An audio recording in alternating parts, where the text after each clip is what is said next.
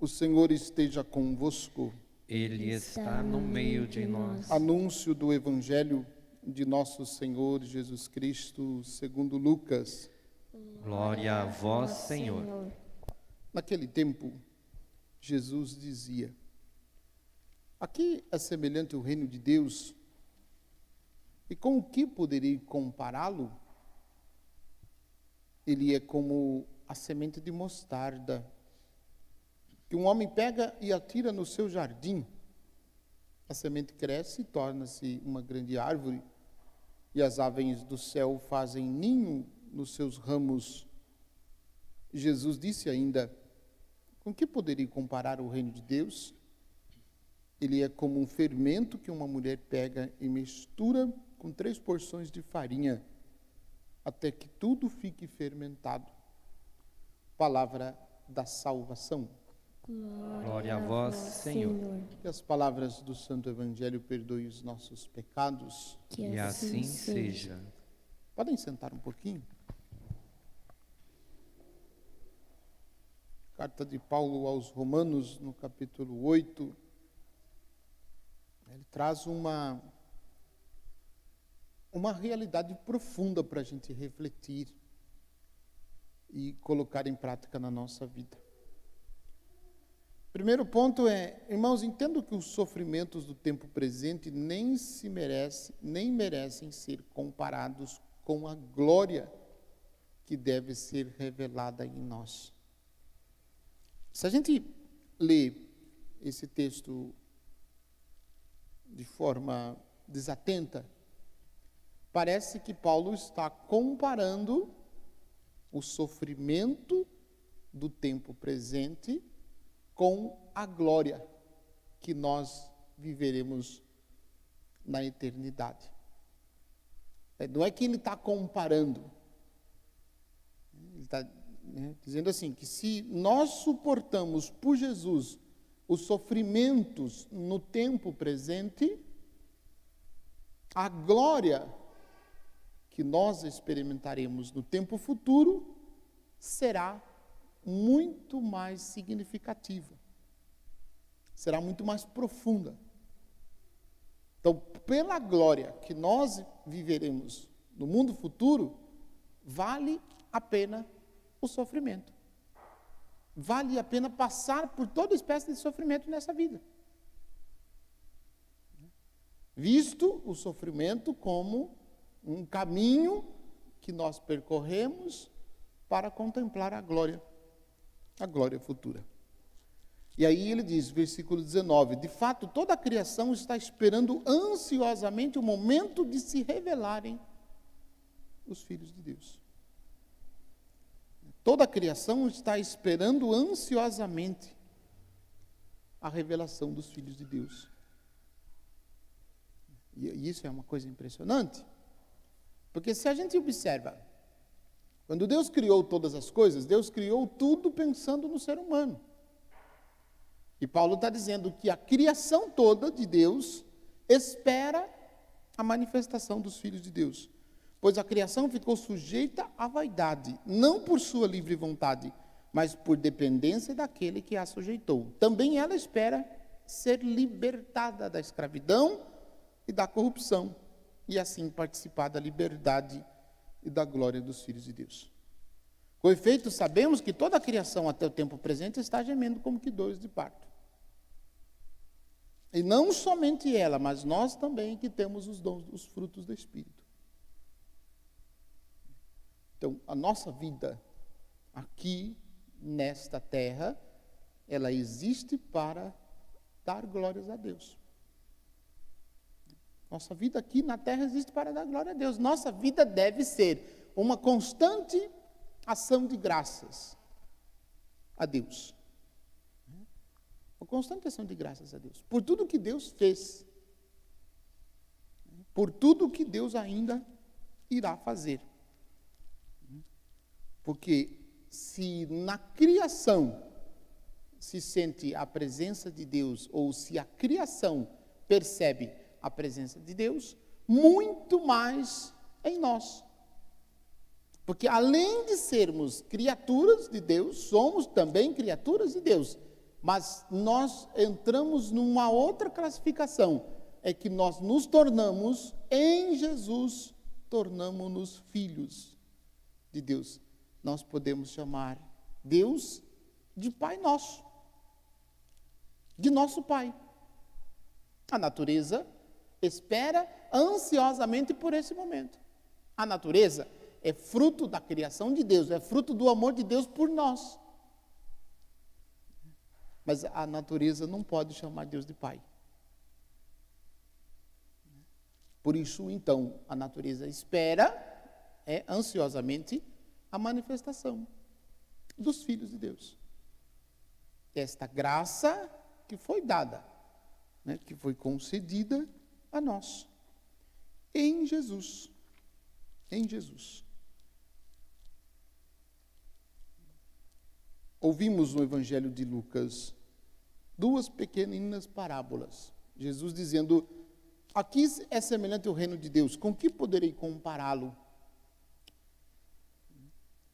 Eu fiquei pensando, quando nós celebramos a Páscoa,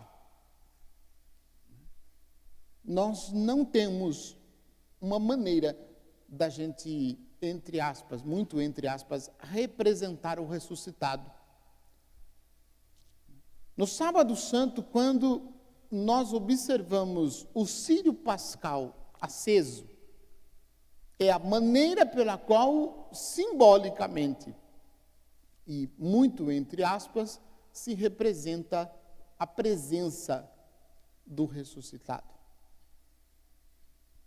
Quando nós observamos a vela, o círio pascal aceso, entrando na igreja toda escura, e conforme o círio aceso vai entrando, a igreja inteira vai se iluminando, porque todas as velas vão sendo acesas na luz do círio pascal. Então, é esta maneira representativa, entre aspas, da presença do ressuscitado. Bom, por que eu estou falando isso? O Senhor Jesus disse: aqui é semelhante ao reino de Deus. Com que poderei compará-lo? Ele é como a semente de mostarda que um homem pega e atira no seu jardim. Não sei se você já viu o tamanho da semente de mostarda. É minúscula. Assim, representativamente, vou usar uma outra representação para explicar a representação de Jesus. Imagine um ponto de lápis numa folha branca, uma folha de sulfite branca. Um ponto de lápis numa folha branca é mais ou menos desse tamanho a semente de mostarda. E ela, ao ser semeada no jardim, ela cresce. E eu fiquei decepcionado, porque, como diz o evangelista Lucas aqui nessa tradução, eu achava que esta semente de mostarda, pequenina que ela crescesse, tornasse-se uma grande árvore. Porque, como está escrito, eu imaginava que fosse essa grande árvore. Mas ela é uma hortaliça. E sendo uma hortaliça, ela não vai se tornar uma grande árvore. Ela cresce, os ramos, rasteiro, ela cresce e se espalha o ramo. E se torna, como diz, uma grande hortaliça. Só que Jesus está comparando o reino de Deus com essa hortaliça. Para dizer que o reino de Deus, ele tem a sua força, ele tem a sua singeleza, e ele não depende de nós, no sentido de que nós, com nossas forças ou com nossas capacidades, nós não podemos fazer o reino de Deus crescer. Ele é semeado. E ele vai crescendo por si só, na sua singeleza e na sua força. E este crescer por si só, ele vai também transformando o coração das pessoas que o acolhem. As pessoas que acolhem o reino de Deus, vão experimentando os seus frutos, e Deus vai manifestando, Deus vai, né, mexendo, por assim dizer, no coração de cada um, e vai produzindo frutos de conversão, de salvação, de piedade, de amor, de esperança, de fé, de comprometimento com o reino de Deus, com a realidade de Deus. E essa outra parábola que Jesus usa no final do versículo 21, com que poderia ainda comparar o reino de Deus? Ele é como o fermento que uma mulher pega e mistura com 3 porções de farinha. E aí a gente observa, o fermento é só um pouquinho, é uma pitadinha, de acordo com aquilo que se está fazendo, é uma pitadinha, o suficiente para que o fermento levede a massa toda e tudo seja transformado. Papa Emérito Bento XVI, no início do seu sacerdócio, ele deu uma entrevista a um jornalista italiano, e o jornalista perguntou para ele assim, como que ele pensava a igreja do futuro. No futuro, como que a igreja seria? Ele disse, a igreja no futuro será um pequeno grupo. E aí ele disse, como fermento na massa. O fermento nunca vai ser a maioria. O fermento sempre vai ser uma pitadinha. E basta aquela pitadinha para transformar a massa toda. Depois de muitos anos, ele, Papa Emérito, o mesmo jornalista fez para ele a mesma pergunta, como que ele esperava, como que ele pensava a igreja no futuro. A mesma resposta ele deu para o jornalista. A igreja do futuro será uma igreja pequenina, como fermento na massa. Como fermento na massa.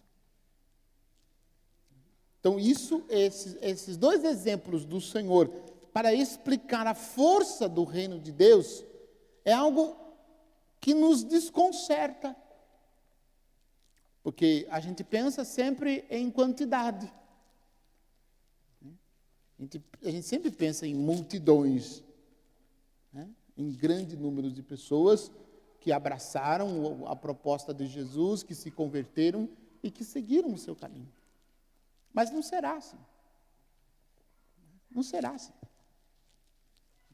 Será sempre, né, sempre um grupo pequeno. E cada vez mais esse grupo vai diminuir. Cada vez mais vai diminuir. E aqueles que permanecerem fiéis até o fim, estes é que produzirão os frutos que o Senhor espera de nós. Então, que a gente saiba acolher o reino de Deus com toda a sua singeleza e ao mesmo tempo com toda a sua força, para transformar o nosso coração de dentro para fora, para que transformados possamos ser sinais da presença de Jesus no mundo, mas ainda possamos viver como missionários, anunciando o Senhor Jesus para todos e anunciando com a nossa própria vida.